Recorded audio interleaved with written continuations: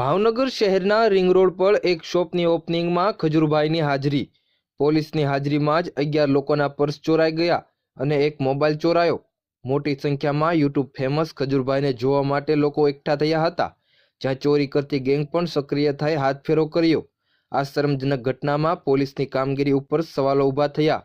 જો પોલીસ હાજર હોય તેમ છતાં ચોર ગેંગની હિંમત એટલી વધી કે 11 પાકીટ મારી લીધા. આ ચોરીમાં એક પાકીટમાં 33,000 રૂપિયા પણ હતા. શહેરના રિંગ રોડ પર એક શોપના ઇવેન્ટ દરમિયાન મોબાઈલ અને પાકીટ ચોર્યાનો બનાવ આવ્યો સામે. દર્શન આચાર્ય, ભાવનગર.